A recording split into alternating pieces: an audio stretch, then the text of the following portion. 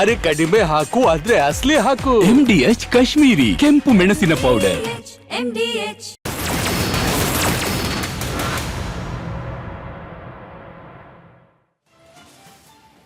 ನಮಸ್ಕಾರ, ನೀವು ನೋಡ್ತಾ ಇದ್ದೀರಾ ರಿಪಬ್ಲಿಕ್ ಕನ್ನಡ. ನಾನು ಪ್ರವೀಣ್. ನನ್ನ ಜೊತೆ ಇದೀಗ ನನ್ನ ಕಲೀಗ್ ರಂಜಿತ್ ಶೆರಿಯಾರ್ ಜಾಯ್ನ್ ಆಗಿದ್ದಾರೆ.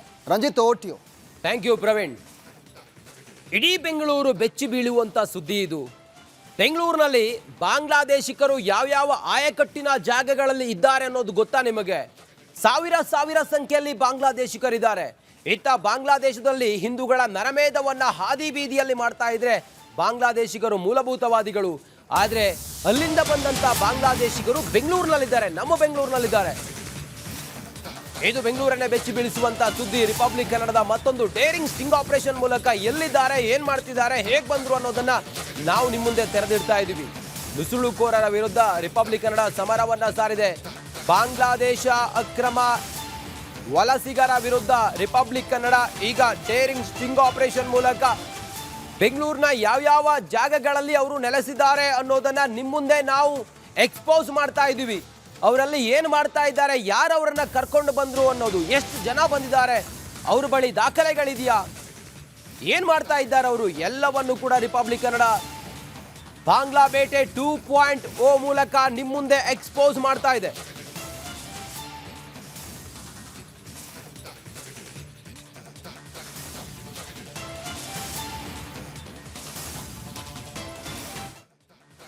ಈ ಅಕ್ರಮವಾಗಿ ಬಂದಿರುವ ಬಾಂಗ್ಲಾದೇಶಿಕರು ಬೆಂಗಳೂರಿನಲ್ಲಿದ್ದಾರೆ.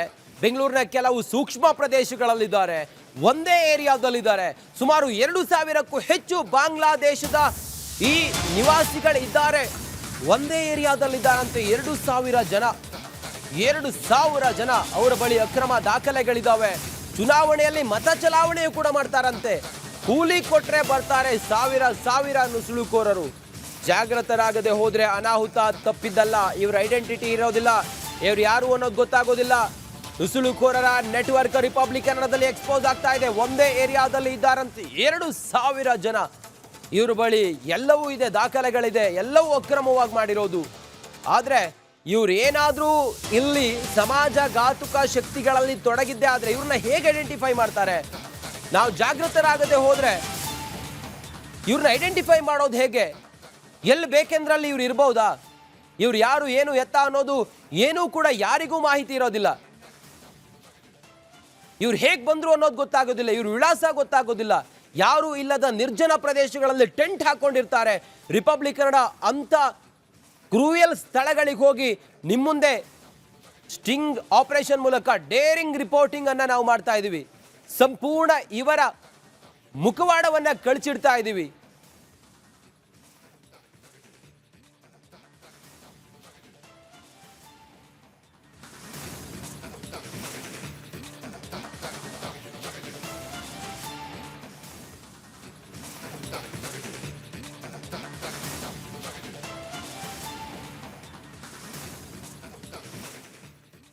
ಈ ಬಾಂಗ್ಲಾದೇಶಿಕರ ಕರಾಳ ಮುಖ ಬಗೆದಷ್ಟು ಬಯಲಾಗ್ತಾ ಇದೆ. ಒಂದೇ ಏರಿಯಾದಲ್ಲಿ ಸುಮಾರು 1,000 ಜನ ನೆಲೆಸಿದ್ದಾರೆ. ಕೂಲಿ ಕೊಟ್ರೆ ಸಾಕು ಬರ್ತಾರೆ. ಇಲ್ಲಿಯವರೇ ಅವರನ್ನ ದಲ್ಲಾಳಿಗಳು, ಇಲ್ಲಿಯವರೇ ಅವರನ್ನ ಕರ್ಕೊಂಡು ಬಂದಿದ್ದಾರಂತೆ. ಬಾಂಗ್ಲಾದೇಶಿಗಳ ಕರಾಳ ಮುಖ ಬಗೆದಷ್ಟು ಬಯಲಾಗ್ತಾ ಇದೆ. ಒಂದೇ ಏರಿಯಾದಲ್ಲಿ 2,000ದಿಂದ 3,000 ಬಾಂಗ್ಲಾದೇಶಿಗರಿದ್ದಾರೆ. Republic Kannada daring sting operation ನಲ್ಲಿ ಸ್ಫೋಟಕ ಸತ್ಯ ಬಯಲಾಗಿದೆ. ಮಾದನಾಯಕನಹಳ್ಳಿಯಲ್ಲಿ 2,000ರಿಂದ 3,000 ಜನ ಬಾಂಗ್ಲಾದೇಶಿಗರಿದ್ದಾರೆ. ಅಕ್ರಮ ಬಾಂಗ್ಲಾದೇಶಿಯೊಬ್ಬ ಬಾಯ್ಬಿಟ್ಟಿದ್ದಾನೆ. ಸ್ಫೋಟಕ ಸತ್ಯ.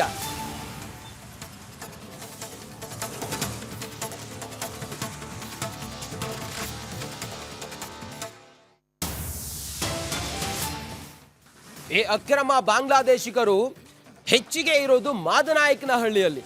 ಅಕ್ರಮವಾಗಿ ದಾಖಲೆಯನ್ನ ಸೃಷ್ಟಿಸಿ ಅವರು ಭಾರತೀಯರು ಅನ್ನೋ ರೀತಿಯಲ್ಲಿ ಅವರನ್ನ ಬಿಂಬಿಸಿ ಅವರನ್ನ ಕರ್ಕೊಂಡು ಬರ್ತಾರೆ. ಈ ಬಾಂಗ್ಲಾದೇಶಿಗರ ಸಂಪೂರ್ಣ ಇವರ ಅಕ್ರಮದ ಕಾರ್ಯಾಚರಣೆಯನ್ನ ರಿಪಬ್ಲಿಕ್ ಕನ್ನಡ 2.0 ರಿಪಬ್ಲಿಕ್ ಕನ್ನಡದ ಬಾಂಗ್ಲಾ 2.0 ಸ್ಫೋಟಕ ಕಾರ್ಯಾಚರಣೆ ಮೂಲಕ ಸತ್ಯವನ್ನ ಬಯಲು ಮಾಡಿದೆ. ಇಲ್ಲಿನ ಬ್ರೋಕರ್ಗಳೇ ಬಾಂಗ್ಲಾದೇಶಿಯರನ್ನ ಕರೆಸ್ತಾರೆ. ಇಲ್ಲಿರೋ ಬ್ರೋಕರ್ಗಳೇ ಹಣ ತಗೊಂಡು ಕರೆಸ್ತಾರೆ. ರಿಪಬ್ಲಿಕ್ ಕನ್ನಡದ ಸ್ಟಿಂಗ್ ಆಪರೇಷನ್ ಅಲ್ಲಿ ಬಯಲಾಗಿದೆ ಈ ಬಾಂಗ್ಲಾದೇಶಿಗರ ಅಕ್ರಮವಾದ ಇವರ ನೆಲೆಗಳು. 3,000 ಜನ ಮಾದನಾಯಕನಹಳ್ಳಿಯಲ್ಲಿದ್ದಾರಂತೆ, ಟೆಂಟ್ ಹಾಕೊಂಡಿದ್ದಾರಂತೆ, ಅವರ ಹತ್ರ ದಾಖಲೆಗಳಿದ್ದಾವೆ, ಚುನಾವಣೆಯಲ್ಲಿ ಮತ ಚಲಾಯಿಸ್ತಾರೆ.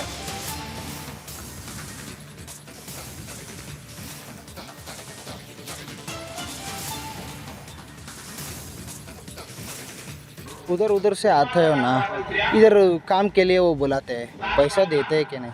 खाना पैसे हेल्थ चेकअप को वो नहीं सब देता, हाँ वो सब नहीं देता। वो पगार बात करता है 400-500 में चला जाता है, काम करता है बस। हाँ कितना लोग है इधर बांग्ला का? कम से वो कम भी है, तुमको ये पूरा सराउंडिंग में मादनाकनली का सराउंडिंग पूरा ढूंढ लिया तो तुमको 2-3 हज़ार लोग मिल जाता है, 2-3 हज़ार उससे भी ज़्यादा है। कैसे आता है भैया वो? आ जाता है कॉन्ट्रैक्ट पे आ जाता है। अब मैं आ गया, मैं तो ले लेता हूँ इधर। अब मैं मेरे को तो पैसा मिलता है अच्छा खासा, मैं क्या करता हूँ और 4 लोग को बुला लेता हूँ। कम तो कम पगार तो देना चाहिए ना वो। ऐसा हो जाता है। अपन फोटो तಗೊಂಬಿಡಿ, फोटो लेते हैं घर का। हाँ ले लो ले लो। इधर नहीं रहता है ना वो? नहीं इधर छोड़ दिया सेट, इधर नहीं। ಈ ಬಾಂಗ್ಲಾದೇಶಿಗರು ಜೋಪಡಿಗಳಲ್ಲಿ, ಟಾರ್ಪಾಲಿನ್ ಟೆಂಟ್ಗಳಲ್ಲಿ, ಗುಡಿಸಲುಗಳಲ್ಲಿ ಇವರು ವಾಸ ಮಾಡ್ತಾರೆ. ನಿರ್ಮಾಣ ಹಂತದ ಕಟ್ಟಡಗಳಲ್ಲಿ ಇವರು ಕೆಲಸಕ್ಕೆ ಹೋಗ್ತಾರೆ. ಸುಮಾರು 15,000 ರೂಪಾಯಿವರೆಗೂ ಕೂಡ ಇವ್ರಿಗೆ ಸಂಬಳ ಕೊಡ್ತಾರೆ. ಬಹುಶಃ ಇವರನ್ನ ಈ ರೀತಿ ಕೆಲಸಕ್ಕೆ ಅಂತೇಳಿಯೇ ದಲ್ಲಾಳಿಗಳು ಕರೆಸಿರ್ತಾರೆ ಅನ್ಸುತ್ತೆ. ಕೂಲಿ ಕೆಲಸದವರಿಗೆ 15,000 ರೂಪಾಯಿ ಸಂಬಳ ಸಿಗುತ್ತೆ. ಬಗೆದಷ್ಟು ಬಯಲಾಗ್ತಾ ಇದೆ ಅಕ್ರಮ ಬಾಂಗ್ಲಾದೇಶಿಗರ ಜಾಲ. ರಿಪಬ್ಲಿಕ್ ಕನ್ನಡದಿಂದ ಡೇರಿಂಗ್ ಸ್ಟಿಂಗ್ ಆಪರೇಷನ್ ಮೂಲಕ ರಿಪಬ್ಲಿಕ್ ಕನ್ನಡ ಇದನ್ನ ಬಯಲು ಮಾಡ್ತಾ ಇದೆ. ಗುಡಿಸಲಲ್ಲಿ ವಾಸ ಮಾಡ್ತಾರೆ, ನಿರ್ಮಾಣ ಹಂತದ ಕಟ್ಟಡದಲ್ಲಿ ಕೆಲಸ ಮಾಡ್ತಾರೆ, ಕೂಲಿ ಕೆಲಸದವರಿಗೆ 15,000 ರೂಪಾಯಿ ಸಂಬಳ ಸಿಗುತ್ತೆ. ಬಗೆದಷ್ಟು ಇವರ ಒಂದೊಂದೇ ಕರಾಳ ಸತ್ಯಗಳು ಈಗ ಬಯಲಾಗ್ತಾನೆ ಇದ್ದಾವೆ. ರಿಪಬ್ಲಿಕ್ ಕನ್ನಡ ಇವರ ನೆಲೆಗಳಿಗೆ ಹೋಗಿ ಡೇರಿಂಗ್ ಸ್ಟಿಂಗ್ ಆಪರೇಷನ್ ಮೂಲಕ ಇವರ ಸಂಪೂರ್ಣ ಕರಾಳ ಸತ್ಯವನ್ನ ಈಗ ಬಯಲು ಮಾಡ್ತಾ ಇದೆ.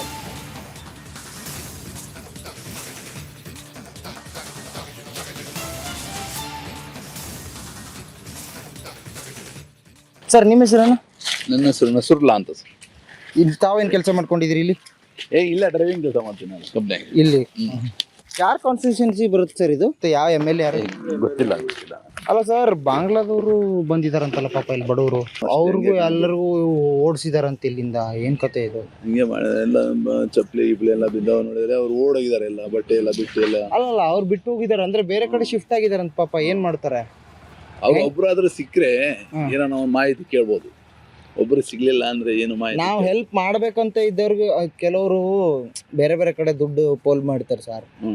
ನಾನು ನಿಮಗೆ ತೋರಿಸ್ತೀನಿ ವಿಡಿಯೋಸ್ನ ಇಲ್ಲಿ, ನಾವು ಹೆಂಗೆ ಹೆಲ್ಪ್ ಮಾಡ್ತೀವಿ ಅಂತ. ಒಂದು ನಿಮಿಷ ನಿಮಗೆ ತೋರಿಸ್ತೀನಿ ರೀ ನಾನು. ಅಲ್ಲ, ಅವ್ರು ಬಾಂಗ್ಲಾದಿಂದ ಹೆಂಗೆ ಬರ್ತಾರೆ ಇಲ್ಲಿ?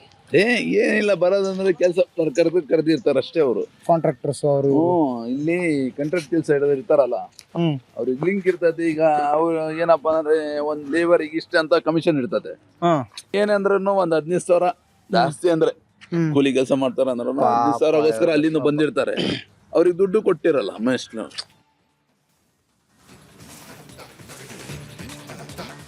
ಇವರನ್ನ ಅಕ್ರಮವಾಗಿ ಕರೆತರುವುದಲ್ಲದೆ, ಇವರಿಗೆ ನಕಲಿ ದಾಖಲೆಗಳನ್ನ ಮಾಡಿಕೊಡೋದಲ್ಲದೆ, ಇವರಿಗೆ ವೋಟರ್ ಐಡಿಗಳನ್ನ ಕೂಡ ಮಾಡಿಕೊಡ್ತಾರಂತೆ. ಆ ಮೂಲಕ ಇವರು ಇಲ್ಲಿ ಮತ ಕೂಡ ಚಲಾಯಿಸ್ತಾರೆ. ಯಾವುದೇ ದಾಖಲೆಗಳಿಲ್ಲ, ನಕಲಿ ವೋಟರ್ ಐಡಿಗಳನ್ನು ಇವ್ರಿಗೆ ಮಾಡಿಕೊಡ್ತಾರೆ, ಮನೆ ಕಟ್ಕೊಡ್ತಾರೆ. ದುಡ್ಡು ಕೊಟ್ಟರೆ ಸಾಕು, ಇವರಿಗೆ ಎಲ್ಲ ದಾಖಲೆಯೂ ಸಿಗುತ್ತೆ, ಅಕ್ರಮ ದಾಖಲೆಗಳು. ಚುನಾವಣೆಯಲ್ಲಿ ಮತ ಚಲಾಯಿಸ್ತಾರೆ ಅಂತ ಹೇಳಿದ್ರೆ ಎಂಥ ಘೋರ ಇದು. ಇಲ್ಲಿ ನೆಲೆಸಿ ಬಹಳ ವರ್ಷಗಳ ನಂತರ ಆಧಾರ್ ಕಾರ್ಡ್ ಅನ್ನು ಕೂಡ ಇವರು ಪಡಿತಾರ? ಹಾಗಾದ್ರೆ ರೇಷನ್ ಕಾರ್ಡ್ ಪಡ್ಕೊಂಡು ಇಲ್ಲಿಯವರೇ ಆಗ್ಬಿಡ್ತಾರ? ಬಾಂಗ್ಲಾದೇಶಿಗಳನ್ನ ಕರೆತರುವ ಮಧ್ಯವರ್ತಿಗಳು ಯಾರು, ಅವರನ್ನು ಹಿಡಿಬೇಕೀಗ. ಬಾಂಗ್ಲಾದೇಶಿಗಳನ್ನ ಮಧ್ಯವರ್ತಿಗಳು ಹೇಗೆ ಸಂಪರ್ಕ ಮಾಡ್ತಾರೆ, ಅಲ್ಲಿದ್ದವ್ರು ಹೆಂಗೆ ಕನೆಕ್ಟ್ ಆಗುತ್ತೆ? ಯಾರಾದರೂ ಒಬ್ರು ಬಂದ್ರೆ ಸಾಕು, ಅವ್ರು ಹೇಳ್ತಾರೆ ಬಹುಶಃ ಇಂಥವ್ರು ಇದ್ದಾರೆ, ಅವ್ರು ಬರೋದಕ್ಕೆ ರೆಡಿ ಇದ್ದಾರೆ, ಅವರಿಗೆಲ್ಲ ವ್ಯವಸ್ಥೆ ಮಾಡಿಕೊಡಿ ಅಂತೇಳಿ ಅಕ್ರಮ ದಾಖಲೆಯನ್ನ ಸೃಷ್ಟಿ ಮಾಡಿಕೊಡ್ತಾರೆ. ನಂತರ ಮತವನ್ನು ಕೂಡ ಚಲಾಯಿಸ್ತಾರೆ, ವೋಟರ್ ID ಕೂಡ ಇವರಿಗೆ ಮಾಡಿಕೊಡ್ತಾರೆ. ನಂತರ ಇಲ್ಲಿಯವರೇ ಆಗ್ಬಿಡ್ತಾರೆ ಅವರು ಅಧಿಕೃತವಾಗಿ. ಆ ನಂತರ ಭಾರತೀಯರಾಗ್ಬಿಡ್ತಾರೆ, ಕರ್ನಾಟಕದವ್ರು ಆಗ್ಬಿಡ್ತಾರೆ. ಅವ್ರಿಲ್ಲಿ ಮಾಡುವಂಥ ಅನೈತಿಕ ಚಟುವಟಿಕೆಗಳು, ಅಕ್ರಮಗಳು ಯಾರಿಗೂ ಗೊತ್ತಾಗೋದೇ ಇಲ್ಲ. ಪೊಲೀಸರಿಗೆ ಅತಿ ದೊಡ್ಡ ಚಾಲೆಂಜ್ ಆಗಿದೆ ಈಗ ಅಕ್ರಮ ಬಾಂಗ್ಲಾದೇಶಿಗರ ನೆಲೆಗಳು.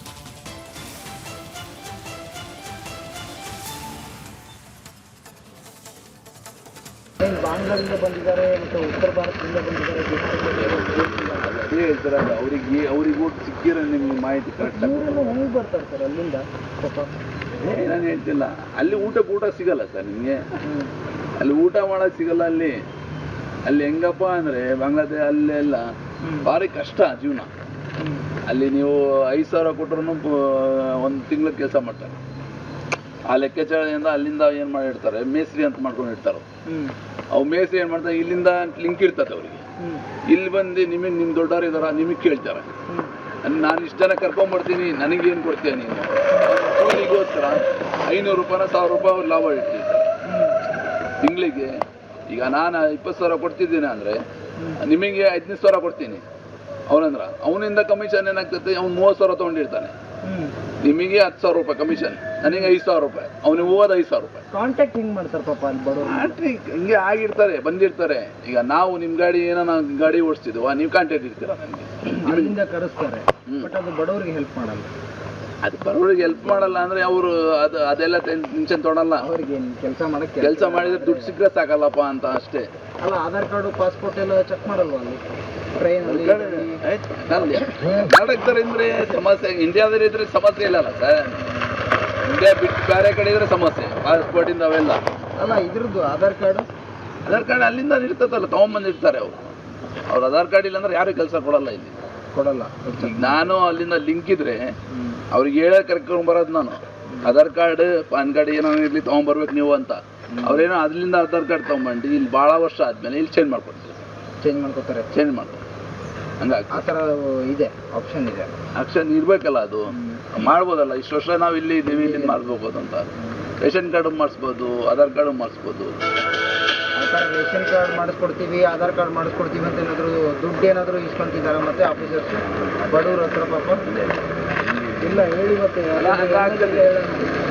ನಮ್ಮ ಸೈಡ್ ನಮಗೆ ಆಗ್ತಾವ ಅಂದರೆ ನಿಮ್ಮ ಹತ್ರ ಇಸ್ಕೊತಾರೆ. ಅಯ್ಯೋ, ಮತ್ತೆ ಈಗ ಆಧಾರ್ ಕಾರ್ಡ್ ರೇಷನ್ ಕಾರ್ಡ್ ಮಾಡ್ಬೇಕಪ್ಪ ಅಂದ್ರೆ 5,000 ರೂಪಾಯಿ ಕೊಡ್ತಾರೆ. ಅಲ್ಲ, 5,000 ನಾವು ಕೊಡಲ್ಲ ಸರ್, ಇಷ್ಟಂತ ಫೀಸ್ ಇರ್ತದೆ.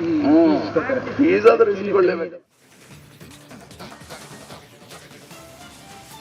ಅಕ್ರಮವಾಗಿ ನೆಲೆಸಿರುವಂಥ ಬಾಂಗ್ಲಾದೇಶಿಗರ ನೆಲೆಗಳನ್ನು ರಿಪಬ್ಲಿಕ್ ಕನ್ನಡ ಈಗ ಸ್ಟಿಂಗ್ ಆಪರೇಷನ್ ಮೂಲಕ ನಿಮ್ಮ ಮುಂದೆ ತೆರೆದಿಡುವಂಥ ಪ್ರಯತ್ನ ಮಾಡಿದೆ. ಎಲ್ಲಿಂದ ಬಂದರು, ಹೇಗೆ ಬಂದರು, ಆನಂತರ ಇಲ್ಲೇನು ಮಾಡ್ತಾ ಇದ್ದಾರೆ ಎಲ್ಲವನ್ನು ಕೂಡ Republic Kannada daring sting operation ಮೂಲಕ ಎಕ್ಸ್ಪೋಸ್ ಮಾಡ್ತಾ ಇದೆ. ಈ ಕುರಿತಾಗಿ ಒಂದು ಡೀಟೇಲ್ ವರದಿ ಬನ್ನಿ ನೋಡೋಣ.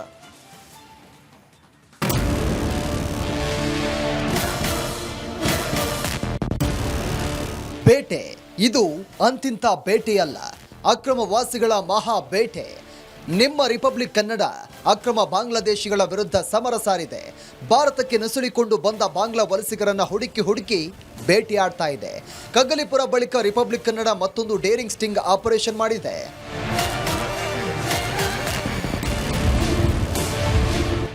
ಇದು ಅಕ್ರಮ ಬಾಂಗ್ಲಾದೇಶಿಗಳ ಬೇಟೆ 2.0. ರಿಪಬ್ಲಿಕ್ ಕನ್ನಡದ ಮತ್ತೊಂದು ಡೇರಿಂಗ್ ಸ್ಟಿಂಗ್. ಅಕ್ರಮ ಬಾಂಗ್ಲಾದೇಶಿಗಳು ಎಕ್ಸ್ಪೋಸ್. ಬೆಂಗಳೂರಿನ ಕನಕಪುರ ಮುಖ್ಯ ರಸ್ತೆಯಲ್ಲಿ ಅಕ್ರಮ ಬಾಂಗ್ಲಾದೇಶಿಗಳ ಜಾಲವನ್ನು ನಿಮ್ಮ ರಿಪಬ್ಲಿಕ್ ಕನ್ನಡ ಬಯಲಿಗೆಳೆದಿತ್ತು. ಕಗ್ಗಲಿಪುರ ಪೊಲೀಸ್ ಠಾಣೆ ವ್ಯಾಪ್ತಿಯಲ್ಲಿ ಬಾಂಗ್ಲಾದೇಶಿಗಳು ನೆಲೆಯೂರಿರೋದನ್ನ ಎಕ್ಸ್ಪೋಸ್ ಮಾಡಿತ್ತು. ಇದು ಜಸ್ಟ್ ಟ್ರೈಲರ್ ಅಷ್ಟೇ, ಅಸಲಿ ಪಿಕ್ಚರ್ ಇನ್ನೂ ಬಾಕಿ ಇದೆ. ನಾವೀಗ ತೋರಿಸೋ ಸ್ಟೋರಿ ಇಡೀ ಬೆಂಗಳೂರನ್ನೇ ಬೆಚ್ಚಿ ಬೀಳಿಸುತ್ತೆ. ಮಾದನಾಯಕನಹಳ್ಳಿಯಲ್ಲಿ ಅಕ್ರಮ ಬಾಂಗ್ಲಾದೇಶಿಗಳು. ಕಗ್ಗಲಿಪುರ ಬಳಿಕ ನಿಮ್ಮ ರಿಪಬ್ಲಿಕ್ ಕನ್ನಡ ಮಾದನಾಯಕನಹಳ್ಳಿಯಲ್ಲಿ ಡೇರಿಂಗ್ ಸ್ಟಿಂಗ್ ಆಪರೇಷನ್ ಮಾಡಿದೆ. ಭಾರತಕ್ಕೆ ನುಸುಳಿಕೊಂಡು ಬಂದ ಅಕ್ರಮ ಬಾಂಗ್ಲಾದೇಶಿಗಳು ಮಾದನಾಯಕನಹಳ್ಳಿಯಲ್ಲಿ ರಾಜಾರೋಷವಾಗಿ ನೆಲೆಯೂರಿರೋದನ್ನ ಬಯಲಿಗೆಳೆದಿದೆ.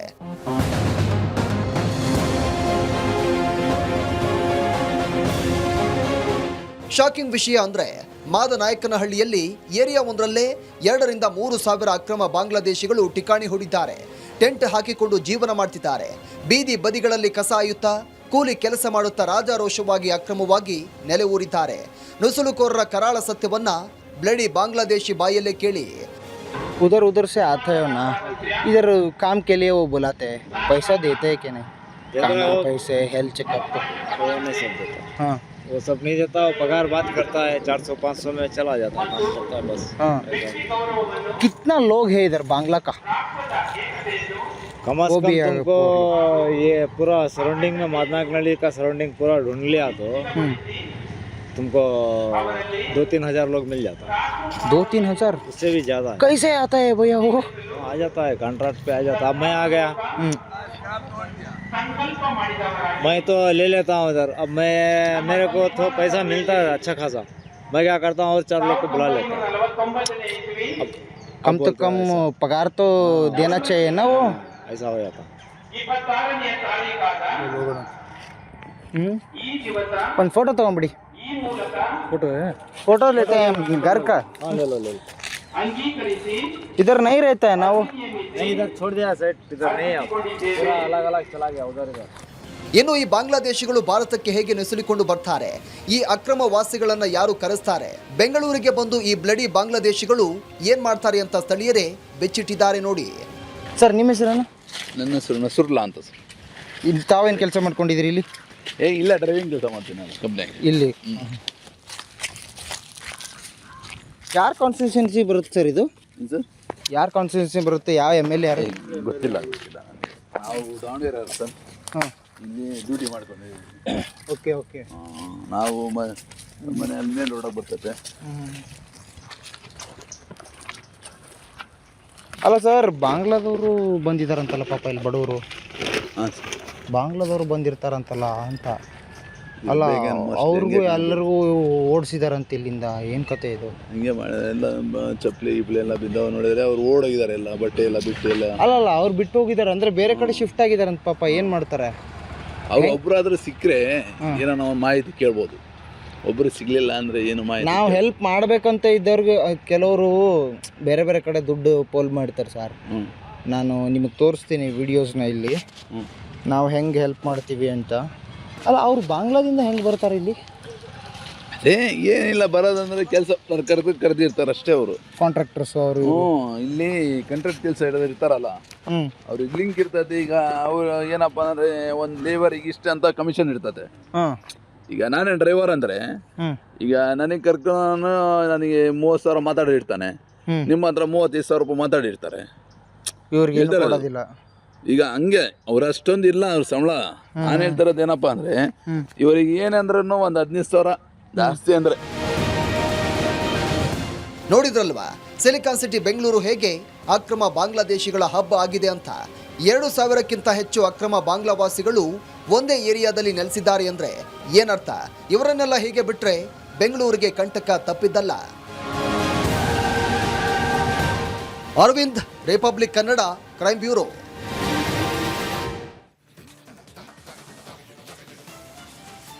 ಈ ಅಕ್ರಮವಾಗಿ ನೆಲೆಸಿರುವ ಬಾಂಗ್ಲಾದೇಶಿಗರು ಇರುವಂತಹ ಆ ಡೇಂಜರಸ್ ಜಾಗಗಳಿಗೆ ಹೋಗಿ ರಿಪಬ್ಲಿಕ್ ಕನ್ನಡ ಅಲ್ಲಿ ಸ್ಟಿಂಗ್ ಆಪರೇಷನ್ ಮಾಡಿ ಅವರ ಮುಖವಾಡವನ್ನು, ಆ ಕರಾಳ ಸತ್ಯವನ್ನು ಇವತ್ತು ನಿಮ್ಮ ಮುಂದೆ ತೆರೆದಿಟ್ಟಿದೆ. ಮಾನ್ಯ ಮುಖ್ಯಮಂತ್ರಿ ಸಿದ್ದರಾಮಯ್ಯನವರೇ, ನೋಡಿ ಎಲ್ಲಿದ್ದೀರಿ ನೀವು ಅನ್ನೋದಕ್ಕಿಂತ ಬಾಂಗ್ಲಾದೇಶದವರು ಇಷ್ಟೆಲ್ಲ 2-3 ಸಾವಿರ ಜನ ಒಂದು ಏರಿಯಾಗಳಲ್ಲಿ ಕಬ್ಜಾ ಮಾಡಿಕೊಂಡು ಟೆಂಟ್ ಹಾಕ್ಕೊಂಡು ಅಕ್ರಮ ಚಟುವಟಿಕೆಗಳಲ್ಲಿ ಭಾಗಿಯಾಗಿ ಗ್ಯಾಸ್ ಫಿಲ್ಲಿಂಗ್ ಅಕ್ರಮವಾಗಿ ಮಾಡ್ತಾ ಇರೋದು, ಇದೆಲ್ಲವೂ ಕೂಡ ರಿಪಬ್ಲಿಕ್ ಕನ್ನಡ ನಾವು ನಿಮ್ಮ ಮುಂದೆ ತೆರೆದಿಟ್ಟಿದ್ದೀವಿ. ಏನು ಆ್ಯಕ್ಷನ್ ತಗೊಳ್ತೀರಿ ನೋಡಬೇಕಾಗಿದೆ. ಈಗ ಈ ಡೇರಿಂಗ್ ಸ್ಟಿಂಗ್ ಆಪರೇಷನ್ ಮಾಡಿದ ನನ್ನ ಕಲೀಗ್ ಅರವಿಂದ್ ನಮ್ಮ ಜೊತೆಲಿ ಈಗ ನೇರ ಸಂಪರ್ಕದಲ್ಲಿದ್ದಾರೆ. ಅರವಿಂದ್, ಆ ದುರ್ಗಮವಾದಂಥ ಸ್ಥಳಗಳು ಹೇಗಿದ್ದಾವೆ, ಅದೆಷ್ಟು ಡೇಂಜರಸ್, ಮತ್ತು ನೀವು ಅಲ್ಲೊಬ್ಬ ಅಕ್ರಮವಾಗಿ ಬಂದ ಬಾಂಗ್ಲಾದೇಶಿಕನನ್ನು ಮಾತಾಡಿಸಿದ್ರಿ ಕೂಡ, ಆತ ಏನೇನು ಹೇಳ್ದ, ತಮ್ಮ ಹತ್ರ ಏನಿದೆ ಈಗ ಎಕ್ಸ್ಕ್ಲೂಸಿವ್ ಮಾಹಿತಿ ಅರವಿಂದ್?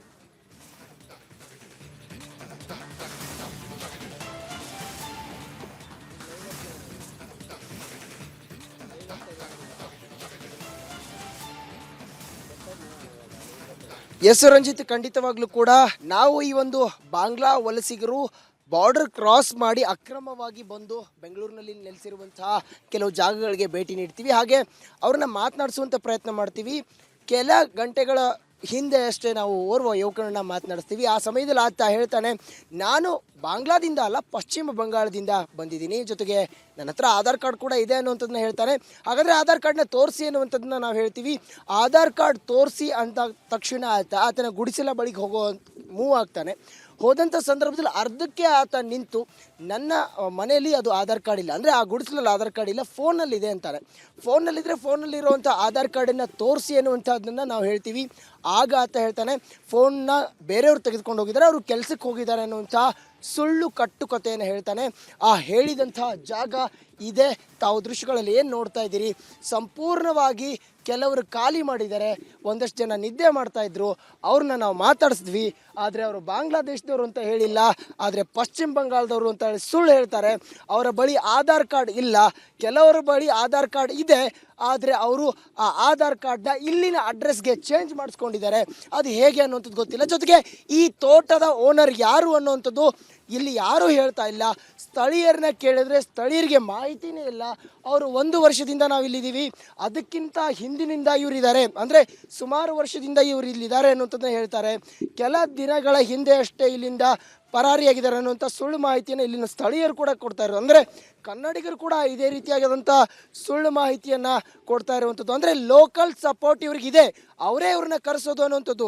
ಜಾಗದ ಮಾಲೀಕರು ಎಲ್ಲಿದ್ದಾರೆ ಅನ್ನುವಂಥದ್ದನ್ನ ಭಾಷಿಕನ, ಅಂದರೆ ಆ ಹಿಂದಿ ಭಾಷಿಕನನ್ನು ನಾವು ಕೇಳಿದಾಗ, ಆ ಬಾಂಗ್ಲಾ ಪ್ರಜೆಯನ್ನು ನಾವು ಕೇಳಿದಾಗ ಆತ ಅವ್ರಿಲ್ಲಿ ಇಲ್ಲ, ಅವರು ಬೇರೆ ಕಡೆ ಹೋಗಿದ್ದಾರೆ, 2 ದಿನ ಬಿಟ್ಟು ಬರ್ತಾರೆ ಅನ್ನುವಂಥದ್ದನ್ನ ಹೇಳ್ತಾನೆ. ತಾವು ದೃಶ್ಯಗಳಲ್ಲಿ ನೋಡ್ಬೋದು ಯಾವ ರೀತಿಯಾಗಿ ಒಂದು ತೋಟದಲ್ಲಿ ಪಕ್ಕದಲ್ಲಿ, ತೆಂಗಿನ ತೋಟದ ಪಕ್ಕದಲ್ಲಿ ಒಂದು ಜಾಗ ಮಾಡಿಕೊಟ್ಟಿದ್ದಾರೆ ಅವ್ರಿಗೆ ಇರೋದಕ್ಕೆ. ಅವ್ರನ್ನ ಇಲ್ಲಿ ಕರೆಸಿ ಅವ್ರಿಗೆ ಕೆಲಸಗಳನ್ನ ಕೊಡ್ತಾರೆ.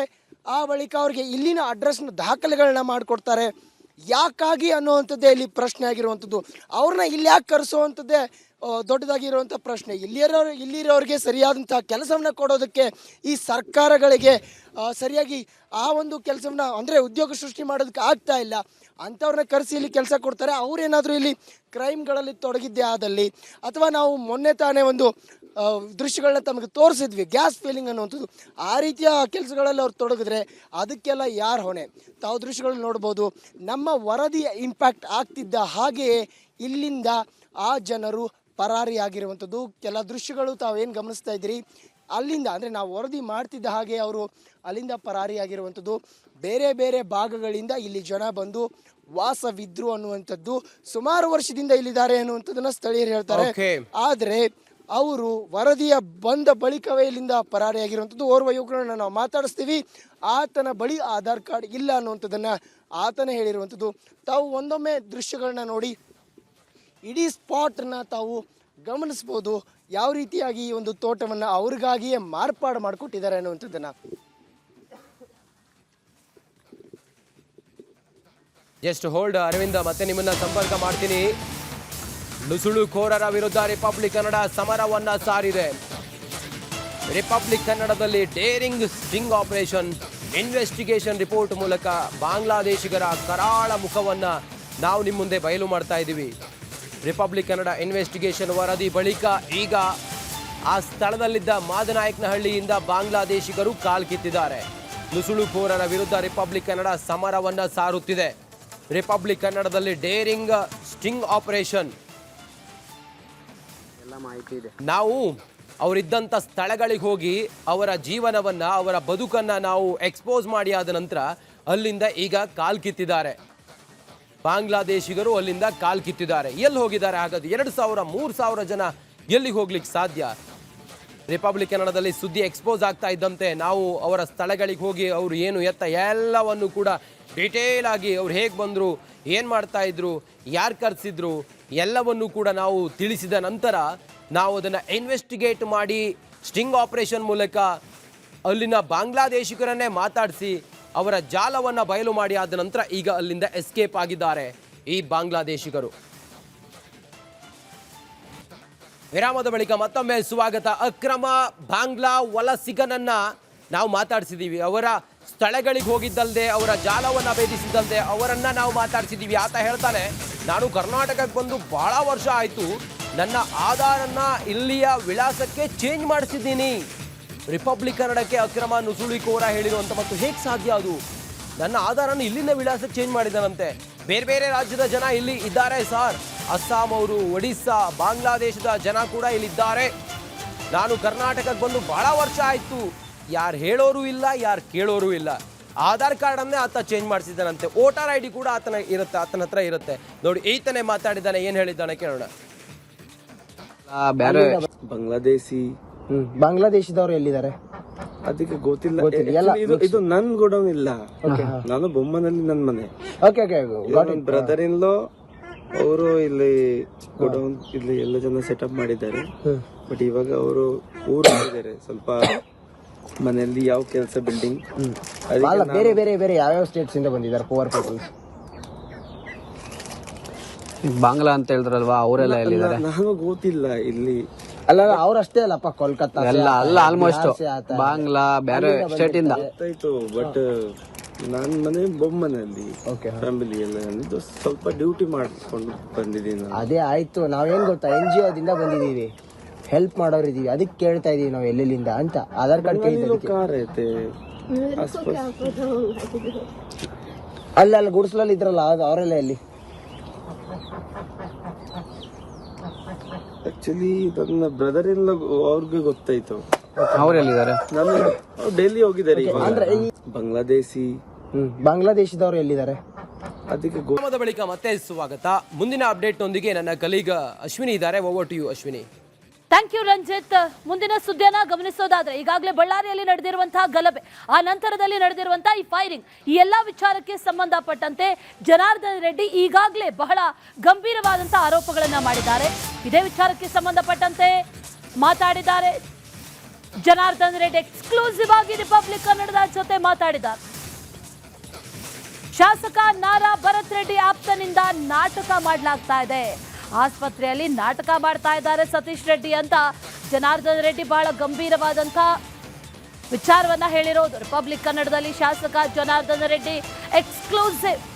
ಇದು ಬರೀ ಆರೋಪ ಅಲ್ಲ, ವಿಡಿಯೋ ಸಮೇತ ಸಾಕ್ಷ್ಯವನ್ನ ಕೂಡ ಬಿಡುಗಡೆ ಮಾಡಿದ್ದಾರೆ. ಈ ಸಂದರ್ಭದಲ್ಲಿ ಜನಾರ್ದನ್ ರೆಡ್ಡಿ ಆಸ್ಪತ್ರೆಯಲ್ಲಿ ನಾಟಕ ಮಾಡ್ತಾ ಇದ್ದಾರೆ ಈ ಸತೀಶ್ ರೆಡ್ಡಿ ಅನ್ನೋದನ್ನ ವಿಡಿಯೋ ಸಮೇತ ಸಾಕ್ಷ್ಯವನ್ನ ರಿಪಬ್ಲಿಕ್ ಕನ್ನಡದಲ್ಲಿ ಎಕ್ಸ್ಕ್ಲೂಸಿವ್ ಆಗಿ ಬಿಡುಗಡೆ ಮಾಡಿದ್ದಾರೆ ಜನಾರ್ದನ್ ರೆಡ್ಡಿ.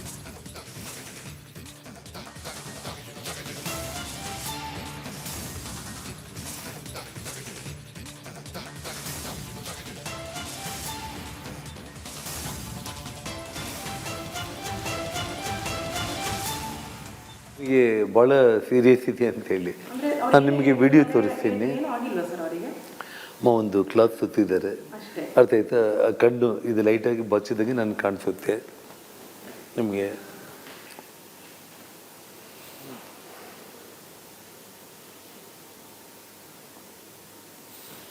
ನೋಡಿ ಇದು ವಿಡಿಯೋ ನೀವು ಜೂಮ್ ಮಾಡಿ. ಅವನು ಸತೀಶ್ ರೆಡ್ಡಿ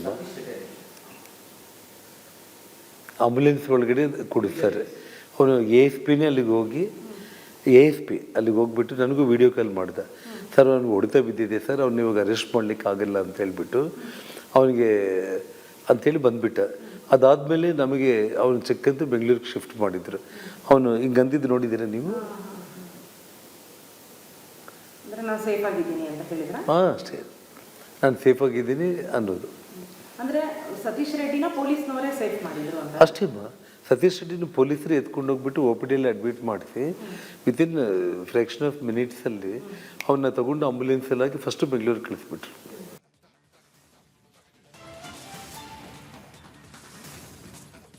ಜನಾರ್ದನ ರೆಡ್ಡಿ ಒಂದಷ್ಟು ವಿಚಾರಗಳ ಬಗ್ಗೆ ಈಗಾಗಲೇ ಮಾತಾಡಿದ್ರು. ಆ ಮಾತಾಡಿರುವಂತಹ ವಿಚಾರಕ್ಕೆ ಸಂಬಂಧಪಟ್ಟಂತೆ ಈಗ ಸಾಕ್ಷ್ಯಗಳನ್ನ ಕೂಡ ಮುಂದಿಟ್ಟಿದ್ದಾರೆ. ಇದರ ಜೊತೆಗೆ ರೌಡಿಸಂನಿಂದ ಅಧಿಕಾರವನ್ನ DK ಶಿವಕುಮಾರ್ ತೆಗೆದುಕೊಂಡ್ರು ಅಂತ ಹೇಳಿದ್ದಾರೆ. ಕ್ರಿಮಿನಲ್ ಬೆನ್ನ ಹಿಂದೆ DCM DK ಶಿವಕುಮಾರ್ ನಿಂತಿದ್ದಾರೆ ಅನ್ನುವಂಥ ಆರೋಪವನ್ನ, ಬಹಳ ಗಂಭೀರ ಆರೋಪವನ್ನ ಜನಾರ್ದನ್ ರೆಡ್ಡಿ ಮಾಡಿದ್ದಾರೆ. ರಿಪಬ್ಲಿಕ್ ಕನ್ನಡದಲ್ಲಿ ಶಾಸಕ ಜನಾರ್ದನ್ ರೆಡ್ಡಿ ಎಕ್ಸ್ಕ್ಲೂಸಿವ್.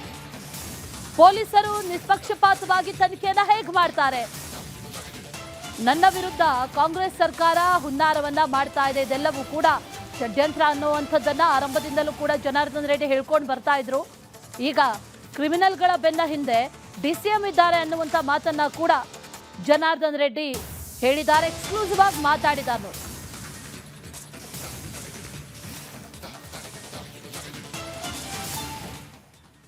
ಅವ್ರು ಮಾತಾಡಿದ ಮಾತುಗಳೇನು?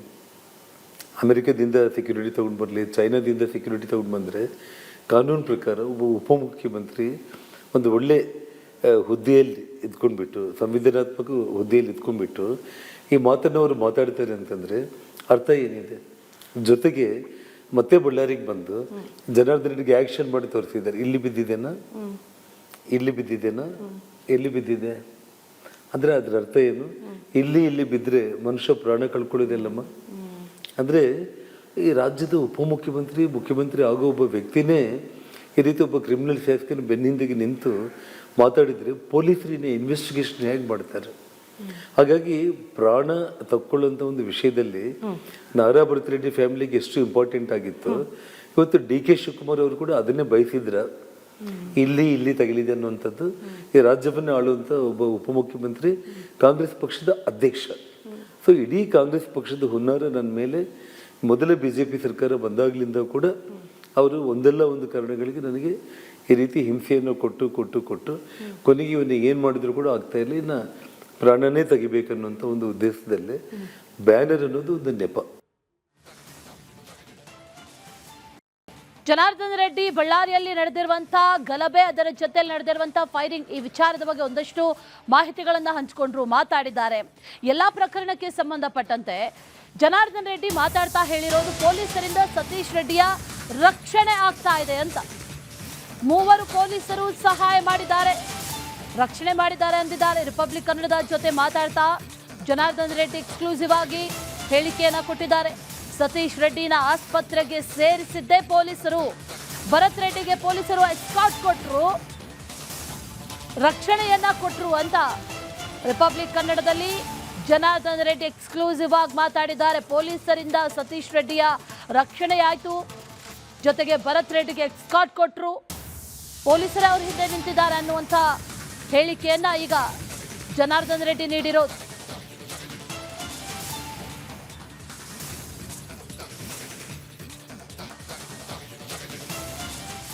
ಜನಾರ್ದನ ರೆಡ್ಡಿ ಮಾತಾಡ್ತಾ ಒಂದಷ್ಟು ವಿಚಾರಗಳನ್ನ ಹಂಚಿಕೊಂಡಿದ್ದಾರೆ, ಅದರ ಜೊತೆಯಲ್ಲಿ ಎಕ್ಸ್ಕ್ಲೂಸಿವ್ ಆಗಿ ಮಾತಾಡಿರೋದು. ಇದೆಲ್ಲದರ ಹಿಂದೆ ಯಾರಿದ್ದಾರೆ ಅನ್ನುವಂಥದ್ದನ್ನ ಹೇಳಿದ್ದಾರೆ. ಜೊತೆಗೆ ಆ ಘಟನೆ ನಡೆದಂತ ಸಂದರ್ಭದಲ್ಲಿ ಆಕ್ಚುಲ್ ಆಗಿ ಏನಾಯ್ತು ಅದನ್ನು ಕೂಡ ಮಾತಾಡಿದ್ದಾರೆ ನೋಡಿ. ನಂದಾ ರೆಡ್ಡಿ ಮತ್ತು ಭರತ್ ನಮ್ಮ ಇದರಲ್ಲಿ ASP ರವಿಕುಮಾರ್, DSP ನಂದಾ ರೆಡ್ಡಿ ಮತ್ತು ಭರತ್, ಈ 3 ನಿರಂತರವಾಗಿ ಕಮ್ಯುನಿಕೇಷನ್ ಇದ್ದು ಇವೆಲ್ಲ ಪ್ಲಾನ್ ನಡೀತಾ ಇರೋವಂಥದ್ದು. ನೋಡಿ, ಸತೀಶ್ ರೆಡ್ಡಿದ ಘಟನೆ ಆಯಿತು, ಅದಾದಮೇಲೆ ಟೋಟಲ್ ಪೊಲೀಸ್ ಎಲ್ಲ ಬಂದುಬಿಟ್ಟು ನನ್ನ ಮನೆಗೂ ರಕ್ಷಣೆ ಕೊಟ್ಟು ಭರತ್ ರೆಡ್ಡಿನ ಮತ್ತೆ 9 ಗಂಟೆಗೆ ಅವನು ಬಂದಿದ್ದ ಮನೆ ಹತ್ರ. ಇದು 7:30 ಇನ್ಸಿಡೆಂಟ್ ಮುಗಿದೋಯಿತು. 1.5 ತಾಸು ಸಮಯ ಇದ್ದರೂ ಕೂಡ ಪೊಲೀಸರ ನಿರ್ಲಕ್ಷ್ಯ ಎಷ್ಟು ಇತ್ತು ಅನ್ನೋದು ನೆನ್ಪಿಟ್ಕೊಳ್ಳಿ.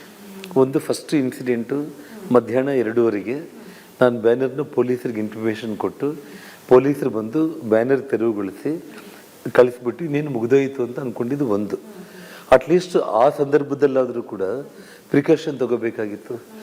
ರೆಡ್ಡಿ ಮನೆ ಮುಂದೆ ಹೋಗಿ ಬ್ಯಾನರ್ ಕಟ್ಟಿದ್ದಾರೆ, ನಾವೇ ಪೊಲೀಸರು ಹೋಗಿ ತೆಗೆದಿದ್ದೀವಿ, ಮತ್ತು ಇದೇನಾದರೂ ಮತ್ತೆ ನೆಕ್ಸ್ಟ್ ವಿಕೋಪಕ್ಕೆ ಹೋಗ್ಬೋದಾ, ಒಂದು 4 ಮಂದಿ ಪೊಲೀಸರನ್ನ ಹಾಕಿ ಅಲರ್ಟಾಗಿ ವಾಲ್ಮೀಕಿ ಕಾರ್ಯಕ್ರಮ ಇದೆ ಅನ್ನೋದು ಅಟ್ಲೀಸ್ಟ್ ಪೊಲೀಸರಿಗೆ ಮಿನಿಮಮ್ ಜ್ಞಾನ ಇರಬೇಕಾಯಿತು.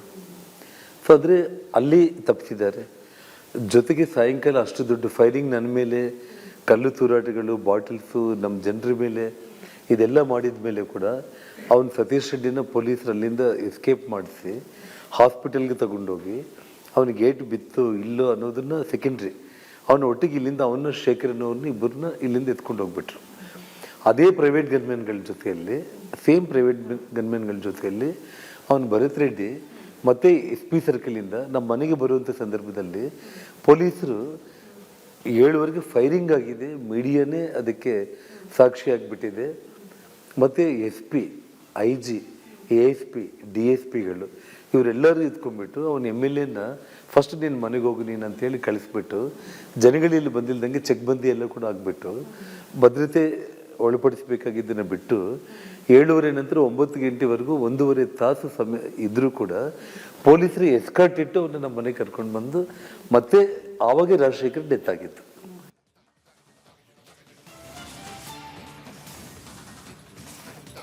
DKಶಿಗೆ CM ಕುರ್ಚಿಯಲ್ಲಿ ಕೂರುವಂತ ಆಸೆ, ಡಿಕೆಶಿ ಸಿಎಂ ಆಗುವಂತ ಆಸೆಯನ್ನ ಹೊಂದಿದ್ದಾರೆ. ರಿಪಬ್ಲಿಕ್ ಕನ್ನಡದಲ್ಲಿ ಜನಾರ್ದನ್ ರೆಡ್ಡಿ ಎಕ್ಸ್ಕ್ಲೂಸಿವ್ ಆಗಿ ಮಾತಾಡಿದ್ದಾರೆ. ಸಿದ್ದರಾಮಯ್ಯ ಅವರನ್ನ ಕೆಳಗೆ ಹಾಕಿ ಸೀಟಲ್ಲಿ ಕೂರ್ತಾರೆ ಅಂತ ಹೇಳಿದ್ದಾರೆ ಜನಾರ್ದನ್ ರೆಡ್ಡಿ. ಸಿಎಂ ಕುರ್ಚಿಗಾಗಿ ರೌಡಿಸಮ್ ಅನ್ನ ಮಾಡಬಹುದು ಅಂತ ಜನಾರ್ದನ್ ರೆಡ್ಡಿ ಈಗ ಹೇಳಿರೋದು. ಸಿಎಂ ಕುರ್ಚಿಯಲ್ಲಿ ಕೂರೋ ಆಸೆ ಡಿ ಕೆ ಶಿವಕುಮಾರ್ಗೆ, ಹಾಗಾಗಿ ಅವರು ಇದಕ್ಕಾಗಿ ರೌಡಿಸಮ್ ಬೇಕಾದ್ರೂ ಮಾಡ್ತಾರೆ ಅಥವಾ ಇನ್ನೇನಿದ್ರು ಮಾಡ್ತಾರೆ, ಸಿದ್ದರಾಮಯ್ಯನವರನ್ನ ಕೆಳಗೆ ಹಾಕಿ ಸೀಟಲ್ಲಿ ಕೂರ್ತಾರೆ ಅಂತ ಜನಾರ್ದನ್ ರೆಡ್ಡಿ ಈಗ ಹೇಳಿರೋದು. ಎಕ್ಸ್ಕ್ಲೂಸಿವ್ ಆಗಿ ಮಾತಾಡಿದ್ರು ರಿಪಬ್ಲಿಕ್ ಕನ್ನಡದ ಜೊತೆ. ಆ ಸಂದರ್ಭದಲ್ಲಿ ರಾಜ್ಯದಲ್ಲಿ ನಡೀತಾ ಇರುವಂತೆ ಕುರ್ಚಿ ಬಡಿದಾಟ ಅದು ಒಂದು ಕಡೆ ಆದ್ರೆ, ಮತ್ತೊಂದು ಕಡೆಯಲ್ಲಿ ಡಿ ಕೆ ಶಿವಕುಮಾರ್ ವಿರುದ್ಧವೂ ಕೂಡ ಈಗ ಮಾತಾಡಿರೋದು.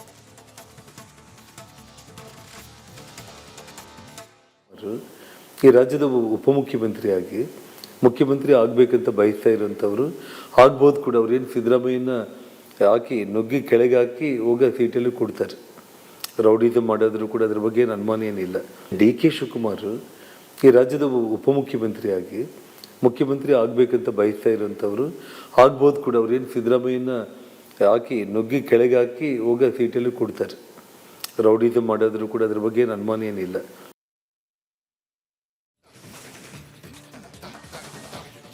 ಕೋಗಿಲು ಲೇಔಟ್ನಲ್ಲಿ ಈ ಅಕ್ರಮವಾಗಿ ಮನೆ ಕಟ್ಕೊಂಡಿದ್ದಂಥವರು, ಅಕ್ರಮವಾಗಿ ಇದ್ದಂಥವರು, ಇವರ ಎಲ್ಲರನ್ನೂ ಕೂಡ ಈಗಾಗಲೇ ತೆರವು ಕಾರ್ಯಾಚರಣೆಯನ್ನ ಮಾಡಿಸಿದ್ರು. ಆ ನಂತರದಲ್ಲಿ ತಣಿಸಂದ್ರದಲ್ಲೂ ಕೂಡ ಅಂಥದ್ದೇ ಕಾರ್ಯಾಚರಣೆ ಆಯಿತು. ಆದರೆ ಇಲ್ಲಿ ಎರಡೂ ಕಡೆಯಲ್ಲಿ ಈ ಘಟನೆಯನ್ನ ಗಮನಿಸಿದ್ರೆ ಎರಡೂ ಕಡೆಯಲ್ಲೂ ಕೂಡ ಬೇರೆ ಬೇರೆ ರೀತಿಯಾಗಿ ನಡೆದಿರೋದು. ಕೋಗಿಲು ಲೇಔಟ್ನಲ್ಲಿ ಯಾವ ರೀತಿಯಾಗಿ ಮನೆಯನ್ನ ತೆರವು ಮಾಡಿದ್ರು, ಅವರೆಲ್ಲರಿಗೂ ಕೂಡ ಮನೆ ಭಾಗ್ಯ ಕರುಣಿಸಿದ್ರೆ, ತಣಿಸಂದ್ರದಲ್ಲಿ ಏನು ಕಾರ್ಯಾಚರಣೆಯನ್ನ ನಡೆಸಿದ್ರಲ್ಲ ಆ ನಿವಾಸಿಗಳಿಗೆ ಯಾವುದೇ ಭಾಗ್ಯ ಇಲ್ಲ. ಕೋಗಿಲು ಲೇಔಟ್ ಅಕ್ರಮವಾಸಿಗಳಿಗೆ ಫ್ಲಾಟ್ ಭಾಗ್ಯ. ಆದರೆ ತಣಿಸಂದ್ರ ಜನರನ್ನ ತೆರವು ಮಾಡಿಸಿದ್ದಾರೆ. ಅವರಿಗೆ ಕಾರ್ಯಾಚರಣೆಯ ಬರೆ ಅಷ್ಟೇ. ಹಾರ ಜೈಕಾರಕ್ಕೆ ಮಾತ್ರ ಜಮೀರ್ ಅಂತ ಅಲ್ಲಿನ ಸ್ಥಳೀಯರು ಕೆಂಡಾಮಂಡಲರಾಗಿದ್ದಾರೆ. ಇದೊಂದು ಬುಲ್ಡೋಸರ್ ಸರ್ಕಾರ ಅಂತ ಆಕ್ರೋಶವನ್ನ ಕೂಡ ವ್ಯಕ್ತಪಡಿಸಿದ್ದಾರೆ. ಅಕ್ರಮವಾಸಿಗಳಿಗೆ ಫ್ಲಾಟ್ ಕೊಡ್ತೀರಿ, ಇಲ್ಲೇ ಇದ್ದಂಥವ್ರಿಗೆ ಬರೀ ಕಾರ್ಯಾಚರಣೆಯ ಬರೆ ಅಷ್ಟೇ. ಸಿದ್ದರಾಮಯ್ಯ ಸರ್ಕಾರದ ವಿರುದ್ಧ ಅಲ್ಪಸಂಖ್ಯಾತರು ಕಿಡಿಕಾರಿದ್ದಾರೆ. ಹಾರ ಜೈಕಾರಕ್ಕೆ ಮಾತ್ರ ಜಮೀರ್ ಸೀಮಿತ ಅಂತ ಕೆಂಡಾಮಂಡಲರಾಗಿರೋದು. ಜೊತೆಯಲ್ಲಿ ಈಗಾಗಲೇ JCB ತಂದು ಕಾರ್ಯಾಚರಣೆಯನ್ನು ನಡೆಸಲಾಯಿತು ತಣಿಸಂದ್ರದಲ್ಲಿ. ಆ ನಿಟ್ಟಿನಲ್ಲಿ ಸರ್ಕಾರ ಬುಲ್ಡೋಸರ್ ಸರ್ಕಾರ ಅಂತ ಆಕ್ರೋಶವನ್ನು ವ್ಯಕ್ತಪಡಿಸಿದ್ದಾರೆ. ಅಲ್ಲಿನ ಸ್ಥಳೀಯರು ಈ ವಿಚಾರದ ಬಗ್ಗೆ ಮಾತಾಡಿದ್ದಾರೆ.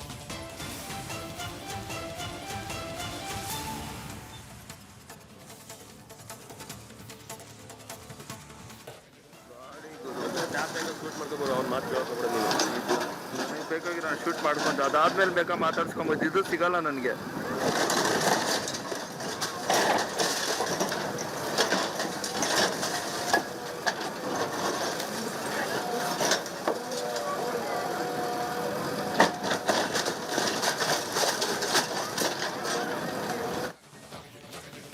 ಸಿದ್ದು ಸರ್ಕಾರದ ವಿರುದ್ಧ ಈ ಮನೆ ಕಳೆದುಕೊಂಡಂತವರು ಶಾಪ ಹಾಕ್ತಿದ್ದಾರೆ. ನಮ್ಮ ಸಮುದಾಯವನ್ನ ನೀವು ಕೆಣಕಿದ್ದೀರಾ, ಆ ಪರಿಣಾಮವನ್ನ ಎದುರಿಸಿ ಅಂತ ಈಗ ಶಾಪ ಹಾಕ್ತಿದ್ದಾರೆ ಅಲ್ಲಿದ್ದಂಥವ್ರು.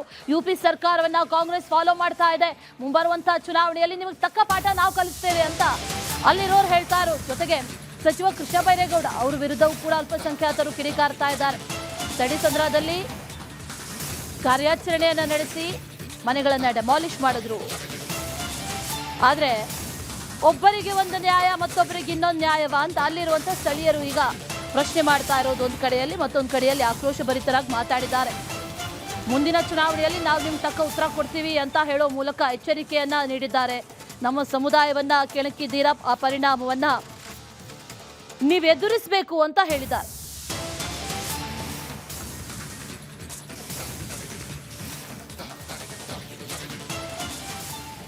ಬೆಂಗಳೂರು ಏನಾಗ್ಬಿಟ್ಟಿದೆ ಅಂದ್ರೆ UP ಆಗ್ಬಿಟ್ಟಿದೆ. ಯೋಗಿ ಸರ್ಕಾರ ಏನ್ ಮಾಡ್ತಾ ಇದೆ, ಬುಲ್ಡೇಜರ್ ಸರ್ಕಾರ ಏನ್ ನಡೆಸ್ತಾ ಇದ್ದಾರೆ, ಅದೇ ರೀತಿಯಲ್ಲಿ ಕಾಂಗ್ರೆಸ್ ಇಲ್ಲಿ ನಡೆಸ್ತಾ ಇದೆ. ಮೈನಾರಿಟಿ ಮೇಲೆ ಅತ್ಯಾಚಾರ ಮಾಡ್ತಾ ಇದೆ ಕಾಂಗ್ರೆಸ್ ಸರ್ಕಾರ. ಅವ್ರಿಗೆ ನಾನು ಎಚ್ಚರಿಕೆಯನ್ನು ಕೊಡಕ್ಕೆ ಇಷ್ಟಪಡ್ತೇನೆ. ಯಾವ ತರ 93% ಈ ಮೈನಾರಿಟಿ ಮುಸ್ಲಿಂ ಕಮ್ಯುನಿಟಿ ವೋಟ್ ಕೊಟ್ಟು ನಿಮಗೆ ಸರ್ಕಾರವನ್ನು ಕೂರಿಸಿದ್ದಾರೆ, ಅದೇ ತರ ಬರುವ ಎಲೆಕ್ಷನ್ನಲ್ಲಿ ನಿಮಗೆ ಕೆಳಗಡೆ ಇಳಿಸಕ್ಕೂ ಈ ಸಮುದಾಯಕ್ಕೆ ಶಕ್ತಿ ಇದೆ, ನಾವು ಇಳಿಸಿ ತೋರಿಸ್ತೀವಿ. ಇದೇ ತರ ಮುಂದೆ ಆದ್ರೆ ನೀವು ಸರ್ಕಾರ ಟಾಟಾ ಬೈ ಬೈ ಆಗ್ಬೇಕಾಗುತ್ತೆ ಅಂತ ಹೇಳಕ್ ಇಷ್ಟಪಡ್ತೀನಿ. ಚಿಕ್ಕ ಚಿಕ್ಕ ಮನೆ ಇವ್ರಿಗೆ ತಾಕತ್ತಿಲ್ಲ, ದಮ್ಮಿಲ್ಲ. ಇಲ್ಲಿ ಐಕಾನ್ ಅಪಾರ್ಟ್ಮೆಂಟ್ ಅಂತ ಇದೆ. ಅವರು ರಾಜಕಾಲುವೆ ಮೇಲೆ ರೋಡ್ ಕಟ್ಟಿದ್ದಾರೆ. ಅದರಿಂದ ಫಾತಿಮಾ ಲೇಔಟ್ನಲ್ಲಿ ರಾಜಕಾಲುವೆ ನೀರು ಫ್ಲೋ ಆಗಿ ಒಳಗಡೆ ಬರುತ್ತೆ ಪ್ರತಿ ವರ್ಷ. ಅದು ಇವ್ರಿಗೆ ಮುಟ್ಟಕ್ಕೆ ಶಕ್ತಿ ಇಲ್ಲ. ಬಡವ್ರ ಮೇಲೆ ಅತ್ಯಾಚಾರ ಮಾಡೋದು, ದಬ್ಬಾಳಿಕೆ ಮಾಡೋದು, ಕಳ್ಳರ ಥರ ಬೆಳಗ್ಗೆ 6 ಗಂಟೆಗೆ ಬರೋದು, ಡೆಮಾಲಿಷನ್ ಮಾಡೋದು, ಏನು ನೋಟಿಸ್ ಇಲ್ಲ, ಏನಿಲ್ಲ. ಜನಗಳಿನ ಮೇಲೆ ಏನು ಅತ್ಯಾಚಾರ ಮಾಡ್ತಾ ಇದ್ದಾರೆ ಇವರು. ವೋಟ್ ತಗೊಂಡು ಸರ್ಕಾರದಲ್ಲಿ ಕೂರಿಸಿದ ಇದಕ್ಕೇನ ಮೈನಾರಿಟಿ ಮೇಲೆ ನೀವು ಅತ್ಯಾಚಾರ ಮಾಡಕ್ಕೆ? ಕೇರಳ ಮೂಲದವರು ಇಲ್ಲಿ ಸರ್ಕಾರವನ್ನ ನಡೆಸಬೇಕಾ? ಜಮೀರ್ ಕಾರಲ್ಲಿ ಬಂದು ಜೈಕಾರವನ್ನ ಹಾಕಿಸ್ಕೊಂಡ್ರು, ಜನರ ಹತ್ತಿರ ಹೂ ಹಾಕಿಸ್ಕೊಂಡ್ರು, ಹೋದ್ರು ಅಷ್ಟೇ. ಸಚಿವ ಜಮೀರ್ ವಿರುದ್ಧ ಸ್ಥಳೀಯ ಶಬೀರ್ ಕೆಂಡಾಮಂಡಲರಾಗಿದ್ದಾರೆ. ಜಮೀರ್ ಕೇವಲ ಬಂದ್ರು, ಹಾರ ಹಾಕಿಸ್ಕೊಂಡ್ರು, ಜೈಕಾರಗಳನ್ನ ಹಾಕಿಸ್ಕೊಂಡ್ರು, ಹೋದ್ರು. ಆದರೆ ಇಲ್ಲಿದ್ದಂಥವ್ರಿಗೆ ಯಾರಿಗೂ ಕೂಡ ಯಾವುದೇ ರೀತಿಯ ಸೂರು ಆಗಲಿ, ಬದಲಿ ವ್ಯವಸ್ಥೆಗಳಾಗಲಿ ಯಾವುದು ಕೂಡ ಆಗಿಲ್ಲ ಅನ್ನುವಂಥದ್ದು ಅಲ್ಲಿ ಸ್ಥಳೀಯರ ಆಕ್ರೋಶಕ್ಕೆ ಕಾರಣ. ತಣಿಸಂದ್ರ ಗ್ರಾಮದಲ್ಲಿ ಈಗಾಗಲೇ ಅಕ್ರಮವಾಗಿ ನಿರ್ಮಿಸಲಾಗಿದ್ದಂಥ 22 ಕಟ್ಟಡಗಳನ್ನು ನೆಲಸಮ ಮಾಡಿದ್ರು. ಇವತ್ತು ಕೂಡ ಒಂದಷ್ಟು ಕಾರ್ಯಾಚರಣೆ ನಡೀತಾ ಇದೆ. BDAಗೆ ಸೇರಿದಂಥ ಜಾಗ ಅದಾಗಿತ್ತು. ಆದರೆ ಅಲ್ಲಿದ್ದಂಥವರು ಈಗ ಕೆಂಡಾಮಂಡಲರಾಗಿದ್ದಾರೆ, ಆಕ್ರೋಶವನ್ನು ಹೊರಹಾಕ್ತಾ ಇದ್ದಾರೆ. ನಮಗೊಂದು ಸೂರು ಕಲ್ಪಿಸ್ಕೊಡಿ ಹಾಗಾದರೆ ಅನ್ನುವಂಥ ಮಾತನ್ನ ಹೇಳ್ತಾ ಇದ್ದಾರೆ. ಪರಿಸ್ಥಿತಿ ನಮಗೆ ಗೊತ್ತಾಗ್ತಾ ಇದೆ ಏನಾಗ್ತಾ ಇದೆ ಅಂತ. ನಮ್ಮ ಕೃಷ್ಣ ಬೈರೇಗೌಡ ಸಾಹೇಬರು ಇವಾಗ ನೋಡಿ 20 ದಿವಸ ನಾವು ಅಲ್ಲಿ ಪರದಾಡ್ತವ್ರು. ನಾವು ಬೆಳಗಿಂದ ಸಾಯಂಕಾಲವರೆಗೂ Waseem level to Fakir level ಕೋಗಿಲಿದು ಇಶ್ಯೂ ಇಂಟರ್ನ್ಯಾಷನಲ್ ಲೆವೆಲ್ನಲ್ಲಿ ಇಶ್ಯೂ ಆಗಿರೋದು. ಅದು ತಿರ್ಗಾ ಮತ್ತೆ ನೋಡಿದ್ರೆ ಈಗವರೆಗೂ ನಮ್ಮ ಶಾಸಕರು ಕಂದಾಯ ಸಚಿವರು ಕೃಷ್ಣ ಬೈರೇಗೌಡ ಒಂದ್ಸತಿ ಕೂಡ ಇಲ್ಲಿ ವಿಸಿಟ್ ಮಾಡಿಲ್ಲ ಅಂದರೆ ನಾಚಿಕೆ ಬರಬೇಕು. ಸುಮಾರು ಜನ 1,52,000 ಓಟ್ ಏನು ಸುಮ್ಮನೆ ಬರುತ್ತಾ ಮೇಡಮ್? ಅದು ಎಷ್ಟು ನಾವು ಅದನ್ನಲ್ಲಿ ಇದು ಮಾಡಿರ್ಬೋದು. ನಾವು ಏನು ಆಟನ ಇದು? ಅಟ್ಲೀಸ್ಟ್ ಏನೋ ಒಂದು ನೋಟಿಸು, ಇನ್ಫಾರ್ಮೇಷನ್ ಇಲ್ಲ, ಏನಿಲ್ಲ. ಅದು ಬಿಡಿ, ಅದು ಏನೋ ಅದು ಗೋಟಾಲ ಆಯಿತು. ಏನೋ ವಸೀಮು, ಇನ್ನೂ ಒಂದೊಬ್ಬ ಇವನಿದನ ಏನೋ ಹೆಸರು ಒಂದು ನೆನೆ FIR ಮಾಡಿದ್ದಾರೆ, ವಿಜಯ್ ಅಂತ, ಅವರಿಗೆ ಮಾಡಿದ್ದಾರೆ. ಅದು ಇಸ್ ಡಿಫ್ರೆಂಟು. ಇದು BDA, ಇದು BDA, GBA, BBMP. ತಣಿಸಂದ್ರದಲ್ಲಿ ಸುಮಾರು 80 ಕೋಟಿ ವ್ಯಾಲ್ಯೂ ಇರುವಂಥ 22 ಕಟ್ಟಡಗಳನ್ನು ಈಗಾಗಲೇ ನೆಲಸಮ ಮಾಡಲಾಗಿದೆ. ಇದರ ವಿರುದ್ಧ ಈಗ ಮಾತಾಡ್ತಾ ಇರೋದು ಅಲ್ಲಿರುವಂಥ ಸ್ಥಳೀಯರು. ಹಾಗಾದರೆ ಈ ತಣಿಸಂದ್ರದ ಜಾಗ ಮಾರಾಟಕ್ಕೆ ಸ್ಥಳೀಯರಿಗೆ ಹಾಗಾದರೆ ಒತ್ತಡ ಇತ್ತಾ ಅನ್ನೋ ಪ್ರಶ್ನೆ. ಸ್ಥಳೀಯರಿಂದ DCM DK ಶಿವಕುಮಾರ್ ವಿರುದ್ಧ ಗಂಭೀರವಾದಂಥ ಆರೋಪವನ್ನು ಮಾಡಲಾಗ್ತಾ ಇದೆ. ಒತ್ತುವರಿ ತೆರವಿನ ಹಿಂದೆ DK ಶಿವಕುಮಾರ್ ಕೈವಾಡ ಇದೆ ಅಂತ ಅಲ್ಲಿನ ಸ್ಥಳೀಯರು ಹೇಳ್ತಾ ಇದ್ದಾರೆ. SRK ಲೇಔಟ್ ಸಮೀಪದಲ್ಲೇ DK ಶಿವಕುಮಾರ್ ಆಸ್ತಿ ಇದೆಯಂತೆ. ನಮ್ಮ ಮೆಟ್ರೋ ಮಾರ್ಗ ಸಮೀಪದಲ್ಲೇ ಬರುತ್ತೆ, ವ್ಯಾಲ್ಯೂ ಜಾಸ್ತಿ ಆಗುತ್ತೆ, ಖಾಸಗಿ ಅಪಾರ್ಟ್ಮೆಂಟ್ ನಿರ್ಮಾಣ ಮಾಡಬೇಕು ಅನ್ನುವಂಥ ಉದ್ದೇಶ ಇದೆ ಅಲ್ಲಿ. ಇದೆಲ್ಲವೂ ಕೂಡ ಆರೋಪಗಳನ್ನು ಮನೆ ಕಳೆದುಕೊಂಡಂಥ ಅಲ್ಲಿನ ಸ್ಥಳೀಯ ನಿವಾಸಿಗಳು ಮಾಡ್ತಾ ಇರೋದು. ಗಂಭೀರವಾದಂಥ ಆರೋಪಗಳನ್ನು ಮಾಡ್ತಾ ಇದ್ದಾರೆ. 6 ತಿಂಗಳ ಹಿಂದೆ DK ಶಿವಕುಮಾರ್ ಆಪ್ತ ಸಹಾಯಕರಿಂದ ಈಗ ಈ ಜಾಗವನ್ನು ಮಾರಬೇಕು ಅಂತ ಒತ್ತಡವನ್ನು ಅವ್ರ ಮೇಲೆ ಹಾಕಲಾಗಿತ್ತು ಅನ್ನುವಂಥ ಒಂದಷ್ಟು ಆರೋಪಗಳನ್ನು ಕೂಡ ಈ ಸ್ಥಳೀಯರು ಮಾಡ್ತಾ ಇದ್ದಾರೆ. ಆದರೆ ಜನ ಒಪ್ಪಿಲ್ಲ ಅನ್ನೋ ಕಾರಣಕ್ಕೆ ಹಾಗಾದರೆ ಬುಲ್ಡೋಸರ್ ಹತ್ಸದ್ರಾ, ಡೆಮಾಲಿಷನ್ ಮಾಡಿಸದ್ರಾ ಅನ್ನುವಂಥ ಪ್ರಶ್ನೆಯನ್ನು ಅಲ್ಲಿನ ಸ್ಥಳೀಯರು ಕೇಳ್ತಾ ಇದ್ದಾರೆ. ಒಂದಷ್ಟು ಗಂಭೀರ ಆರೋಪಗಳನ್ನು DK ಶಿವಕುಮಾರ್ ವಿರುದ್ಧ ಮಾಡ್ತಾ ಇದ್ದಾರೆ.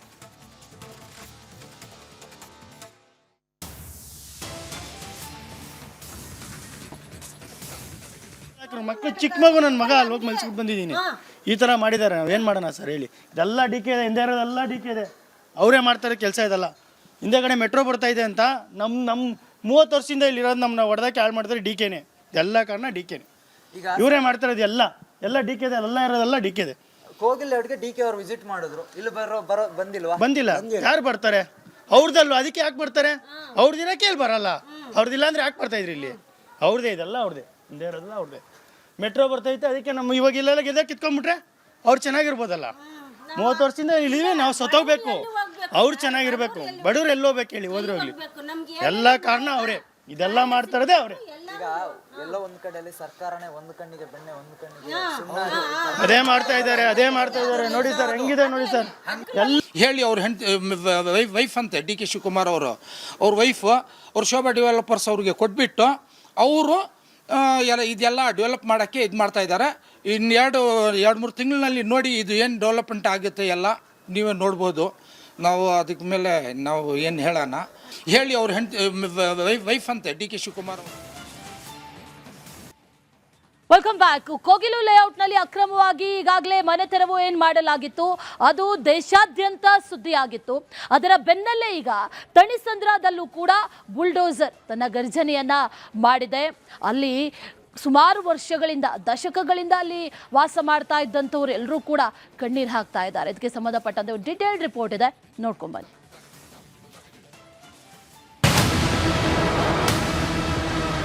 ಬೆಳಗ್ಗೆ 6 ಗಂಟೆಗೆ ಬಂದು ಅಧಿಕಾರಿಗಳು ಮನೆಯಲ್ಲಿದ್ದಂತಹ ವಸ್ತುಗಳನ್ನ, ಮನೆ ಬಳಕೆ ವಸ್ತುಗಳನ್ನ ಎಲ್ಲವನ್ನೂ ಕೂಡ ಹೊರಗಡೆ ಹಾಕಿ ಈಗ ಆ ಒಂದು ಮನೆಗಳನ್ನ ತೆರವು ಮಾಡುವಂಥ ಕೆಲಸ ಮಾಡ್ತಾ ಇದ್ದಾರೆ ಅನ್ನುವಂಥ ಆರೋಪವನ್ನು ಸ್ಥಳೀಯರು ಮಾಡ್ತಾ ಇದ್ದಾರೆ. ಸುಮಾರು 200ಕ್ಕೂ ಹೆಚ್ಚು ಮನೆಗಳನ್ನ, ಶೆಡ್ ಮನೆಗಳನ್ನ ಈಗಾಗಲೇ ತೆರವು ಮಾಡ್ತಾ ಇರುವಂಥದ್ದು. ಮನೆಯ ವಸ್ತುಗಳನ್ನ ಕೂಡ ಹೊರಗಡೆ ಹಾಕ್ತಾ ಇದ್ದಾರೆ. ತಾವು ಅಲ್ಲಿ ದೃಶ್ಯಗಳು ನೋಡ್ಬೋದು.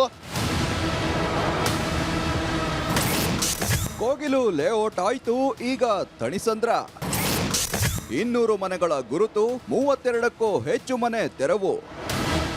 ಇಷ್ಟು ದಿನ ಸದ್ದಿಲ್ಲದೆ ಸುಮ್ಮನಿದ್ದ ಗ್ರೇಟರ್ ಬೆಂಗಳೂರು ಪ್ರಾಧಿಕಾರದ ಜೆಸಿಬಿಗಳು ಆಕ್ಷನ್ ಮೂಡ್ಗೆ ಬಂದಿವೆ. ಶ್ರೀನಿವಾಸಪುರ ಕೋಗಿಲು ಲೇಔಟ್ ಬಳಿಕ ಈಗ ಬೆಳ್ಳಂಬೆಳಗ್ಗೆ ತಣಿಸಂದ್ರಕ್ಕೆ ಲಗ್ಗೆ ಇಟ್ಟಿವೆ.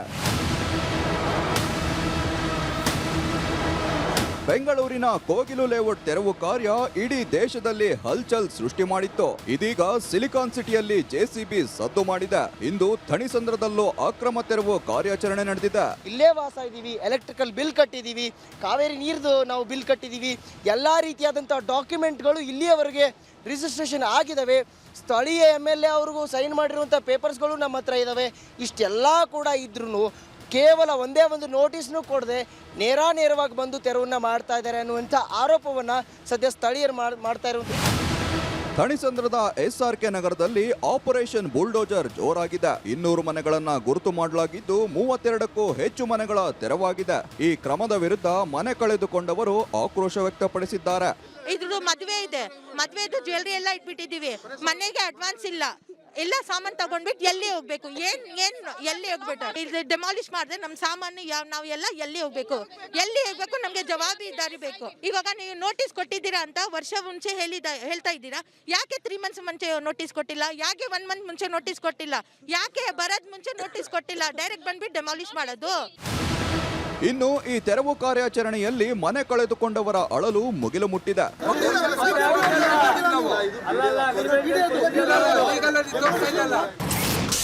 ಮದುವೆ ಬಂಗಾರ ಅಡ ಇಟ್ಟು ಮನೆ ಖರೀದಿ. ನಾವು ಮನೆ ಖಾಲಿ ಮಾಡಲ್ಲ, ಬೇಕಿದ್ರೆ ಸಾಯ್ತೀವಿ. ಆಂಟಿಗ್ರಾಮ್ ಮಕ್ಕಳು ನಮ್ದು, ಅದು ಯಾಕೆ ಅದು ನಮ್ಮ ಸಾಮಾನುಗಳು ನಮ್ಮ ಎತ್ತೀವಿ ಆಚೆ ಹೇಳ್ಬೇಕು. ಆಯ್ತಪ್ಪ 10 ನಿಮಿಷ ಕೊಡ್ತೀನಿ, ಅರ್ಧ ಅವರ್ ಕೊಡ್ತೀನಿ, ನೀವು ಆಚೆ ಇಟ್ಕೊಳ್ಳಿ ಅಂತ ಸಾಮಾನು ಅಂತ ಹೇಳ್ಬೇಕು. ಅವ್ರು ನಾವು ನೋಡ್ಕೊಂಡು ಅಂತ ಎಲ್ಲ ಸಾಮಾನೆಲ್ಲ ಚಾರ್ಜರ್ ಎಲ್ಲ ಹೋಗಿದೆ, ದುಡ್ಡು ಹೋಗಿದೆ, ಗೋಲ್ಡ್ ಹೋಗಿದೆ. ಅದು ಯಾರು ಕೊಡ್ತಾರೆ ಇವತ್ತು? ಗೋಲ್ಡ್ ಸಿಲ್ವರ್ ಸೇರಿ 1.5 ಲಕ್ಷ ಇದು. BDA ಅಧಿಕಾರಿಗಳು ಬೆಂಗಳೂರಲ್ಲಿ ಇರೋ ಅಕ್ರಮವಾಗಿ ನೆಲೆಸಿದ್ದವರ ಮನೆಗಳನ್ನ ತೆರವು ಮಾಡ್ತಿದೆ. ಆದ್ರೆ ಕೋಗಿಲು ಲೇಔಟ್ನಲ್ಲಿ ಸರ್ಕಾರ ಮಾಡಿದಂತೆ ಎಲ್ಲೂ ಮಾಡದೇ ಇರ್ಲಿ ಅಂತಿದ್ದಾರೆ ಸ್ಥಳೀಯರು. ಧನುಷ್ ಜೊತೆ ಅರವಿಂದ್, ರಿಪಬ್ಲಿಕ್ ಕನ್ನಡ, ಬೆಂಗಳೂರು. ಇದರ ಕೆಂಪು ಬಣ್ಣ ಅದ್ಭುತ, ಖಾರ ಕಡಿಮೆ ಆದ್ರೂ ರುಚಿಕರ.